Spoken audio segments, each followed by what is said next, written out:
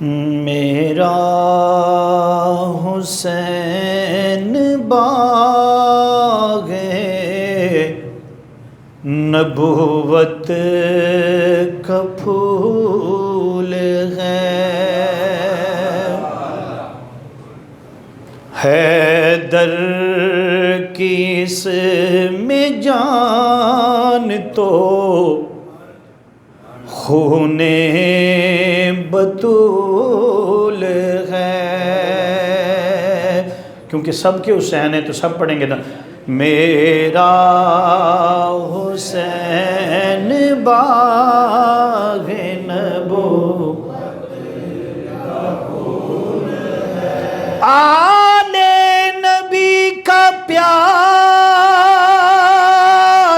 ہے، ایمان کی زندگی آل نبی کا پیار ہے، ایمان کی زندگی ان سے نہیں ہے پیار تو سب کچھ فضول ہے، ان سے نہیں ہے پیار تو سب کچھ فضول ہے۔ اور دنیا میں اور کون ہے شبیر کے سوا، دنیا میں اور کون ہے شبیر کے سوا، ایسا سوار جس کی سواری رسول ہے، ایسا سوار جس کی سواری رسول ہے، میرا حسین باغ نبوت کا پھول ہے۔ اور جس کے لیے یزید نے اتنے ظلم کیے،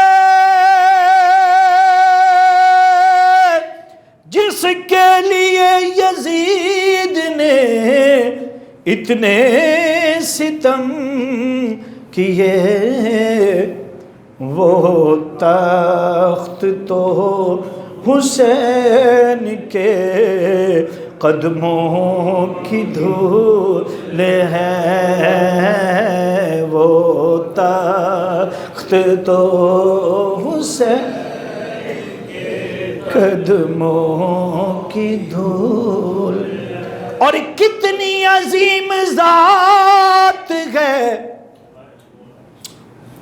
مولا حسین کی، کتنی عظیم ذات ہے مولا حسین کی، جس کے لیے رسول کے سجدوں میں طول ہے، سب پڑھیں گے، میرا حسین باغ نبوت کا پھول ہے،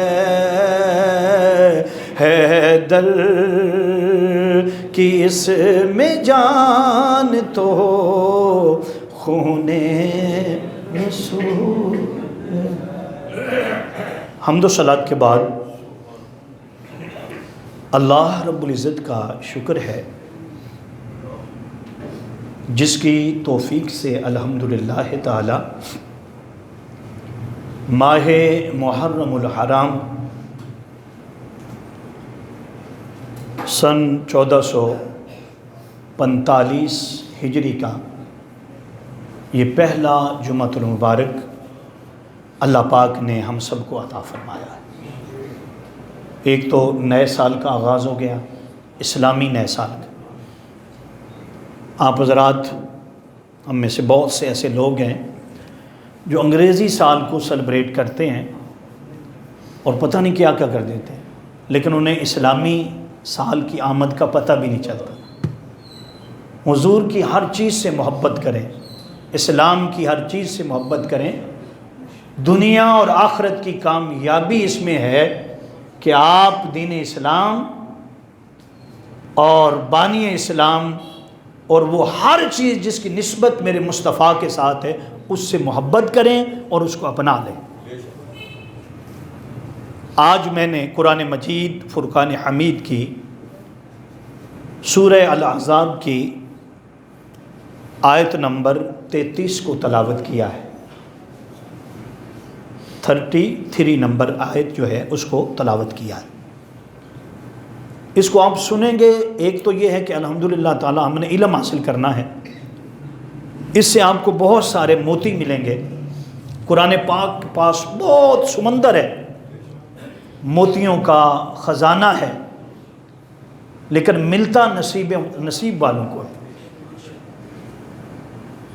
اس میں اللہ پاک نے فرمایا کہ انما یرید اللہ لیذہب عنکم الرجس، بس اللہ یہی چاہتا ہے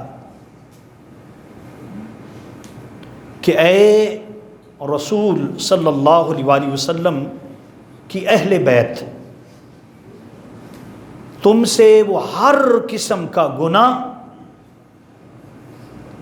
گناہ کا میل اور نقص اور گرد دور کر دے اور تمہیں کامل طہارت جو ہے نواز دے، بالکل تمہیں اس دنیا میں آخرت میں ہر جگہ پر پاک اور صاف کر دے۔ یہ کس کا ارادہ ہے؟ بولنا ذرا۔ اللہ یہ چاہتا ہے۔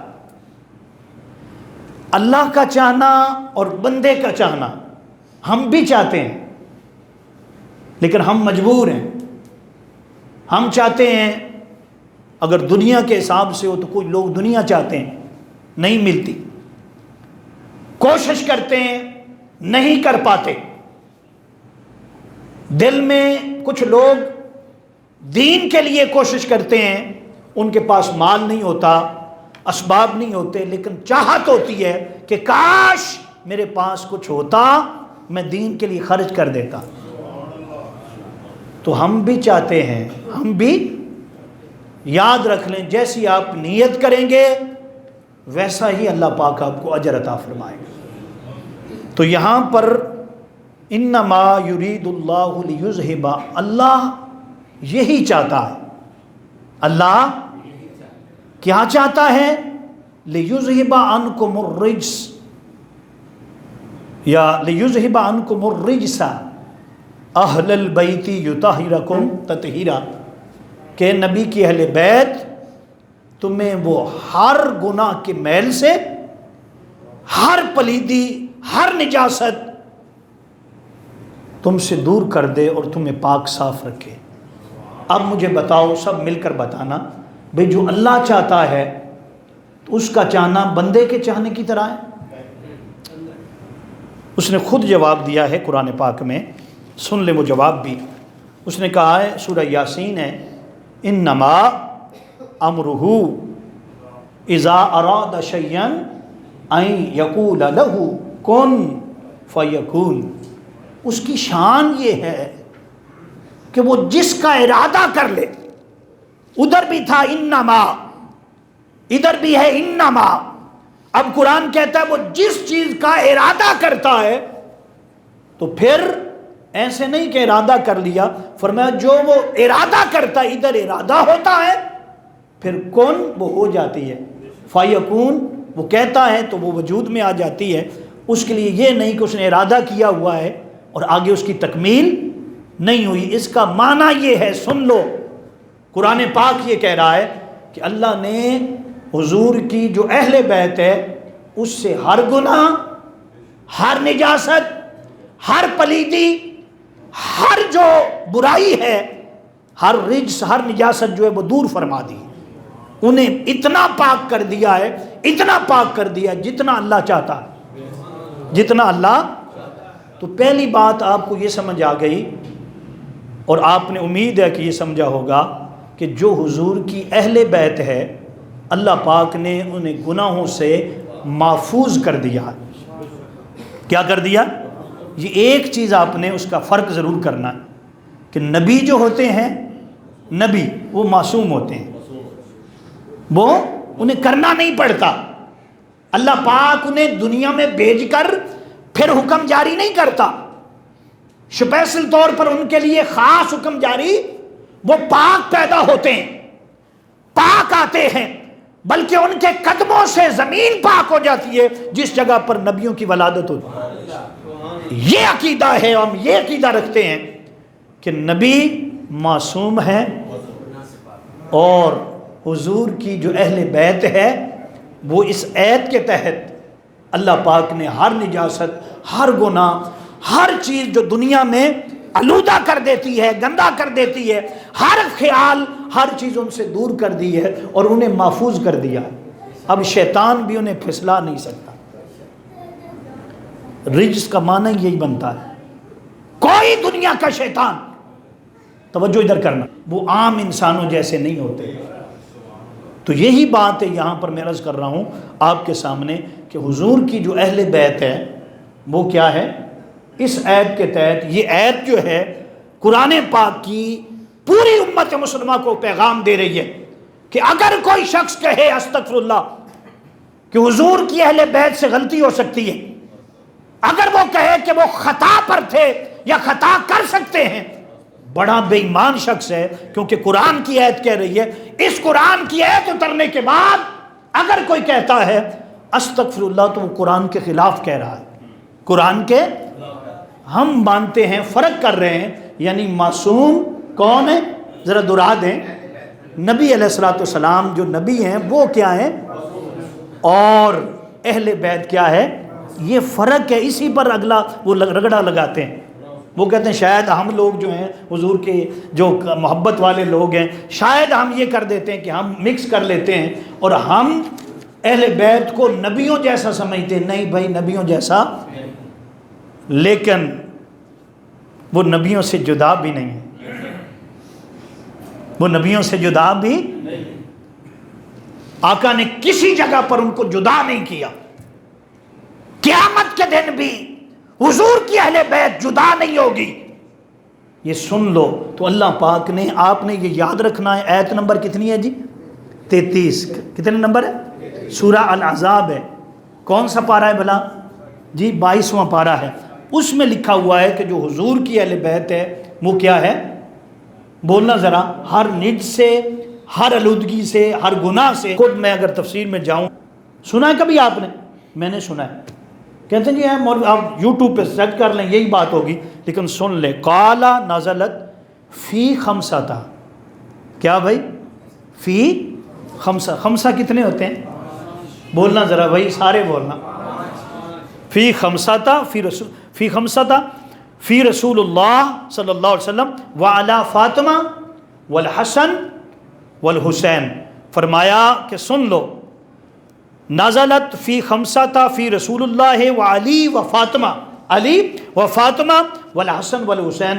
سرکار دو عالم صلی اللہ علیہ وسلم نے 5 کے بارے میں فرمایا ایک میں، اور ایک کون؟ علی، اور ایک کون جی؟ فاطمہ تو زہرا. آگے آدم، ان کے دونوں بیٹے. فرمایا یہ میری 5 تن ہے. یہ کیا ہے؟ یہ 5 تن ہیں جس میں سرکار دو عالم صلی اللہ علیہ وسلم کی ذات گرامی جناب فاطمہ الزہرا، جناب آپ کے بیٹے مولا کائنات علی المرتضیٰ، یہ سب شامل ہے. یعنی 5 تن اس کو کہتے ہیں. کس کو؟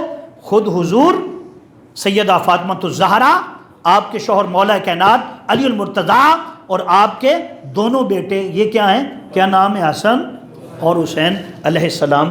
یہ سب کیا ہیں؟ 5 تن. تو کتنی 5 تن کی میں نے آپ کو بتائی؟ کتنی قسم ہے؟ آگے سرکار دو عالم صلی اللہ علیہ وآلہ وسلم نے خصوصاً پھر قرآن نے، پہلے قرآن نے ان کی شان کو بیان کیا، قُلْ لَا أَسْأَلُكُمْ عَلَيْهِمْ أَجْرًا إِلَّا الْمَوَدَّةَ فِي الْقُرْبَى۔ اس کا شان نزول کیا ہے کہ صحابہ کرام نے جب دیکھا کہ رسول اللہ دین کی اتنی خدمت کر رہے ہیں، دن رات دین کے لیے صرف کر رہے ہیں، آقا علیہ الصلوۃ والسلام دن رات دین کے لیے جاگ رہے ہیں، جہاد میں جا رہے ہیں، اور دین کی جدوجہد جو ہے اس قدر کر رہے ہیں کہ ہر چیز بھول گئے ہیں، اپنے گھر میں کھانے تک نہیں ہے۔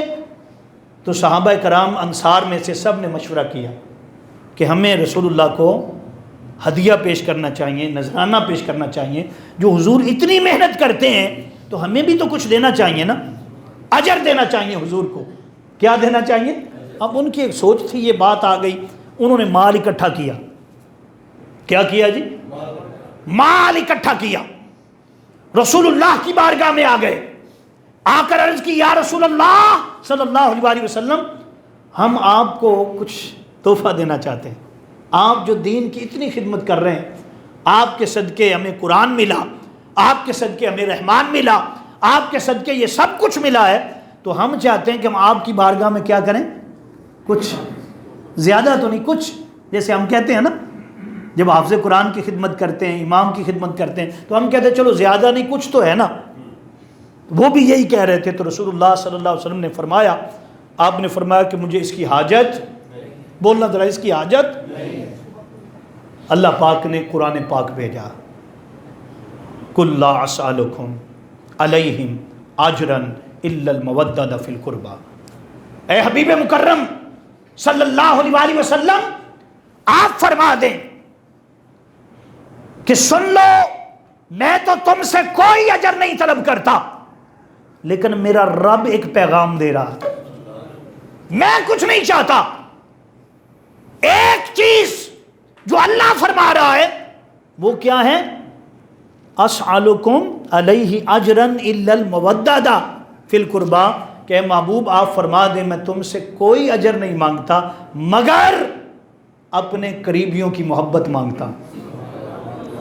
یعنی صلہ کیا دینا ہے؟ قیامت تک جو حضور نے تبلیغ کی، جو آقا کے صدقے ہمیں ایمان ملا، جو آقا کے صدقے قرآن ملا، جو ہم زندہ ہیں حضور کے صدقے، ارے نظر کرو جو کچھ تمہیں نظر آئے گا حضور کا صدقہ، آقا علیہ السلام کا صدقہ دیکھتے ہو تو فرمایا سن لو، اگر شکر ادا کرنا چاہتے ہو نا، حضور کو راضی کرنا چاہتے ہو تو کیا کرو؟ فرمایا میری اہل بیت سے محبت نہیں، مودت۔ کیا کرو جی؟ اب یہ بھی بات میں نے پہلے بھی ایک بار سمجھائی تھی کہ محبت اور مودت میں فرق ہوتا ہے۔ محبت اور محبت بدل جاتی، اور صبح و شام آپ دیکھتے ہیں محبتیں بدل جاتی ہیں، وفاداریاں تبدیل ہو جاتی ہیں۔ ایک وقت میں کوئی کسی کا محبوب ہوتا ہے اور دوسرے وقت میں وہ اس کا دشمن بن جاتا ہے۔ ہر روز دیکھتے ہو کہ نہیں؟ ایسا ہی ہوتا ہے نا، پہلے کتنی محبت، وہ محبت ختم ہو جاتی ہے۔ محبت کہتے ہیں کسی چیز کو پسند کرنا، کسی چیز کو پسند کرنا۔ آپ کوئی چیز، کپڑے پسند کرتے ہیں، ٹوپی پسند کرتے ہیں، آج موبائل کا دور ہے، موبائل اچھا لے لیا، گاڑی اچھی لے لی، جب اچھی لے لی آپ کو بڑی محبت، جی بڑی اچھی گاڑی ہے، اور دعائیں کر کر کے کئی لوگ لیتے ہیں، لیکن جیسے جناب آپ نے لے لی تو نیا ماڈل آ گیا، اس سے بھی اچھا، پھر آپ دعا کرنے لگے کہ یہ تو کچھ نہیں ہے، یہ اچھا ہے، آپ کی محبت، آپ کی چاہت ادھر چلی گئی۔ تو فرمایا محبت بدلتی رہتی ہے، محبت، لیکن مودت کبھی نہیں بدلتی۔ مودت، بولنا ذرا، وہ کیسے؟ اس کی مثال علماء نے دی ہے، فرمایا محبت تو ہے کسی کو چاہنا، وہ نہ بھی ملے تو اس کے بغیر بھی زندہ رہ سکتے ہیں، زندہ، لیکن یاد رکھ لو جو مودت ہے نا اس کے بغیر زندگی نہیں ہے، اس کے بغیر زندگی نہیں۔ مثال کے طور پر جو مچھلی ہے وہ پانی میں رہتی ہے، پانی میں آپ کو علم ہونا چاہیے اسے پانی سے محبت نہیں، اسے مودت ہے۔ کیا مطلب؟ پانی اس کی زندگی ہے، پانی اس کی، اگر اسے پانی سے جدا کر دو تڑپ تڑپ کر مر جائے گی۔ سن لو لوگوں، یہاں پر قرآن نے کہا کہ یاد رکھ لو، جیسے مچھلی پانی کے بغیر تڑپ تڑپ کر مر جاتی ہے، اگر تم نے اہل بیت کا دامن چھوڑ دیا، تمہارے دلوں سے اہل بیت کی محبت نکل گئی، یاد رکھ لو تمہارے ایمان کی ڈیتھ ہو جائے گی، ایمان ختم ہو جائے گا، کیونکہ ایمان حضور کی محبت کا نام ہے۔ حضور فرما رہے ہیں میری اہل بیت سے محبت کرو۔ کس سے محبت کرو؟ میری اہل بیت سے محبت کرو، اور اتنی محبت کرو، اتنی محبت کرو، سرکار نے فرمایا کہ جب تم اپنی اولاد کو پڑھانے لگو نا، سکول ڈالنے لگو، اور جا کر دیکھتے ہو بھی کیا نصاب ہے، ذرا چیک کروائیں، نصاب کیا ہے چیک کروائیں، کرتے ہیں نا؟ فرمایا کہ جب تمہاری اولاد، توجہ بیٹا ادھر کر لینا، جب تمہاری اولاد اس قابل ہو جائے کہ وہ الف با تا سا پڑھنا چاہتی، تو لوگوں انہیں 3 چیزیں ضرور سکھانا۔ ادبہ ثلاثہ، کتنی چیزیں جی؟ یا رسول اللہ وہ 3 چیزیں کون سی ہیں؟ فرمایا سب سے پہلے انہیں اپنے نبی کی محبت سکھانا، پہلی بات۔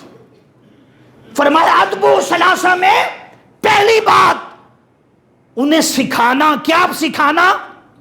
بولنا ذرا، اپنے نبی کی۔ ہم جناب پہلے اے بی سی ڈی، ہاں جی، ماما پاپا، یہ چیزیں۔ فرمایا پہلی بات جب زبان کھلے تمہارے بچے کی، تمہارے بیٹے کی، جب وہ قابل ہو جائے بولنے کے، تو اسے کیا سکھاؤ؟ اپنے حضور کی محبت سکھایا، اسے بتایا کرو میرے محبوب جیسا کوئی نہیں، اسے بتایا کرو کہ بیٹے اگر محبوب نہ ہوتے تو پھر ہم نہ ہوتے، محبوب نہ ہوتے یہ زمین نہ ہوتی، آسمان نہ ہوتا، ارے کچھ نہ ہوتا، رب اپنی ربوبیت کا اظہار بھی نہ کرتا۔ تو پہلی چیز کیا سکھانی ہے؟ وہ بولو، لگتا نہیں سمجھ آ رہی، بولو نا، حضور کی محبت۔ تو صرف نعروں سے نہیں، انہیں ہر روز حضور کے قصے سنایا کرو، ترانے سنایا کرو میرے مصطفیٰ کے، میرے مصطفیٰ کی باتیں سنایا کرو اپنے بچوں کو بٹھا کر، انہیں بٹھا کر حضور کی باتیں کرو۔ جس طرح وہ آپ انہیں سکھاتے جائیں گے، ان کی عقل اعلیٰ مقام پر پہنچتی جائے گی، شعور جو ہے وہ کامیابی کی طرف چلا جائے گا۔ کیوں؟ سرکار نے فرمایا پہلا کام تعلیم میں جو دینا ہے اپنے نبی کی، بولنا ذرا، وہ آخر تک بولو کیا؟ پھر حضور نے دوسری بات فرمائی، آپ نے فرمایا دوسری چیز جو اپنی اولاد کو سکھانی ہے، صحیح حدیث پاک دوسری، حضور وہ کیا؟ فرمایا میری اہل بیت کی محبت۔ ایسے بھی تو ہو سکتا تھا نا، سرکار فرماتے کہ انہیں پہلی چیز میری محبت اور میری اہل بیت کی محبت، نہیں ایسے نہیں، ایسے فرمایا دوسرے نمبر پر سن لو، اپنی اولادوں کو اہل بیت کی محبت سکھاؤ، اہل بیت کی محبت۔ اگر اہل بیت سے محبت نہیں، تمہیں اللہ کے رسول سے بھی محبت نہیں، اللہ سے بھی محبت نہیں۔ فرمایا لوگوں میری اہل بیت سے محبت کرو، میری خاطر۔ کس کی خاطر؟ میری خاطر، کہ میری اہل بیت ہے، میری فاطمہ ہے، میرے حسن ہیں، میرے حسین ہیں، مولا علی ہیں، میری ازواج ہیں، میری ازواج ہیں، میرے سسر ہیں، ابو بکر صدیق ہیں، سیدنا، اور سب سے محبت کرو جو میرے تعلق دار ہیں، خصوصاً اہل بیت کو دائرہ بنا کر کہا ان سے محبت کرو۔ کیا کرو؟ ان سے محبت کرو میری خاطر، مجھ سے محبت کرو اللہ کی خاطر، اللہ کی خاطر۔ فرمایا اگر میں نہ آتا تمہیں ایمان نہ ملتا، اور قرآن نے تو یہاں تک کہا تم تو جہنم کے ان قبلوا لفی ضلال مبین، جہنم کے گڑھے میں گرے جا رہے تھے، مصطفیٰ آ گئے جنہیں تمہیں بچا لیا، جنہوں نے تمہیں بچا لیا۔ تو فرمایا پہلی بات کیا سکھانی ہے جی؟ حضور کی محبت، حضور کی۔ دوسری بات حضور کی اہل بیت کی۔ یہی بات صحابہ کرام نے گھٹ گھٹ کر اپنی اولاد میں بھری ہوئی تھی۔ سیدنا فاروق اعظم، سیدنا فاروق اعظم کسی سفیر سے مل رہے، کوئی سفیر ملنے آ گیا، آپ کا بیٹا آیا، آپ کا بیٹا ملنے کے لیے آیا، جو پہرے دار تھے وہاں پر، اس نے آگے نہیں جانے دیا، آگے نہیں جانے دیا۔ ان کی خاص میٹنگ ہو رہی، میٹنگ کے بعد آ جانا، اسلام کی ترقی کے لیے، اسلام کے لیے وہ بیٹھے ہیں، اسلام کو پھیلانے کے لیے، درمیان میں کوئی نہیں جا سکتا۔ وہ واپس چلے گئے۔ ادھر حضرت امام حسن مجتبیٰ کو، حضرت امام حسن یا حضرت امام حسین، دونوں میں سے کسی ایک شہزادے کو کوئی کام تھا، وہ آ گئے۔ آگے سے جناب حضرت عبداللہ بن عمر واپس جا رہے تھے، وہ انہوں نے پوچھا، توجہ میری طرف کرنا، کہ بھائی آپ واپس جا رہے ہیں؟ کہا جی ابا جان سے ملنے آئے تھے، لیکن وہاں تو کچھ مہمان آئے ہوئے ہیں تو ملاقات نہیں ہو سکی، میں واپس آ گیا ہوں۔ تو ادھر کیا ہوا، حضرت نے سوچا، نواسہ رسول نے سوچا بھئی انہیں ٹائم نہیں ملا، وہ مصروف ہیں، تو مجھے بھی شاید، میں کیوں جاؤں، بڑے لوگ تھے، کہنے لگے بعد میں چلو مل لوں گا۔ تو وہاں سے واپس جانے لگے، ادھر کوئی کھڑکی تھی جس سے حضرت فاروق اعظم کی نظر پڑ گئی۔ سیدنا فاروق اعظم کی، علماء نے لکھا ہے کہ سیدنا فاروق اعظم ننگے پاؤں بیٹھے تھے، گفتگو کر رہے تھے، جوتا بھی نہیں پہنا، جوتا بھی، دوڑ کر گئے، آواز دی، اے شہزادہ رسول، اے شہزادہ رسول، اے رسول کے بیٹے، بات سنو۔ آپ آئے اور آ کر جناب پوچھا کیا وجہ ہے؟ آپ نے پوچھا اسے کیا وجہ ہے؟ آپ واپس جا رہے ہیں؟ کہنے لگے کہ آپ مصروف تھے نا، تو میں نے کہا میں پھر آ جاؤں گا، کیونکہ آپ کا بیٹا بھی تو ملنے آیا تھا۔ فرمایا وہ بیٹا تھا، آپ رسول کے بیٹے، فاطمہ الزہرا کے بیٹے ہیں، مولا کائنات علی المرتضیٰ کے بیٹے ہیں۔ انہوں نے کہا حضور میں نے سمجھا کہ آپ اتنی بڑی 22 لاکھ مربع میل کے حکمران ہیں، تو میں نے سمجھا کہ یہ مناسب نہیں ہے میں ایسے چلا جاؤں۔ فرمانے لگے سر سے امامہ شریف اتارا اور اتار کر فرمانے لگے کہ یہ جو ہمارے سر کے اوپر بال ہے نا، یہ اللہ کے بعد آپ کے نانا حضور کے صدقے انہوں نے دیے ہوئے ہیں، ہماری جانیں آپ پر نچھاور، ہمارا سب کچھ، مال جان سب کچھ نچھاور۔ اور پھر ایک موقع آتا ہے، وقت کا میں مختصر کر رہا ہوں، ایک موقع آتا ہے کہ جب ایک جہاد میں آپ کا بیٹا حضرت عبداللہ بن عمر جو تھا وہ شریک ہوتا ہے، جب وہاں شریک ہوتا ہے واپس آتے ہیں تو آپ سب کو وظیفہ دینا لگتے ہیں، مال غنیمت سے کیا دینے لگتے ہیں؟ وظیفہ۔ سب کو 500 درہم دیتے ہیں، کتنے جی؟ 5 اسی میں حضرت امام حسن بھی تھے اور حضرت امام حسین بھی تھے۔ جب وہ آئے تو کھڑے ہو گئے، فاروق اعظم یہ میرے مصطفیٰ کی اولاد پاک کا ادب ہے، لوگوں ہمیں خبر نہیں، ہم کیا سمجھتے ہیں اس دور کے اندر، کیا سمجھ رہے ہیں ہم، اور کس طرح کی بات کرتے ہیں حضور کریم آقا صلی اللہ علیہ وسلم کے رشتے، حضور کی نسبتوں کے بارے میں۔ سن لو، اگر حضور کی نسبت کامل ہے تو قبر روشن ہے، قبر، اس کا اجر آپ کو وہاں جا کر ہونا ہے جہاں اندھیرا ہوگا۔ لیکن اگر رسول صلی اللہ علیہ وسلم کی، سرکار دو عالم صلی اللہ علیہ وسلم کی آل پاک سے محبت ہے تو آپ کی محبت سے، آل بیت کی محبت سے روشنی ہو جائے گی۔ تو کتنے دے رہے تھے جی؟ 500۔ ادھر حسن اور حضرت امام حسین آ گئے، جب آ گئے نا تو آپ کھڑے ہو گئے، کھڑے ہو کر وہ جو ساتھ دینے والا تھا اس کو کہا 1000 درہم بڑے شہزادے کو، 1000 درہم چھوٹے شہزادے کو، دونوں کو دے دیں۔ اب بیٹا تو بیٹا ہی ہوتا ہے نا، کچھ باتیں آپ مجھے نہیں کہہ سکتے، کوئی چیزیں ایسی ہوتی ہیں بیٹے میرے کہہ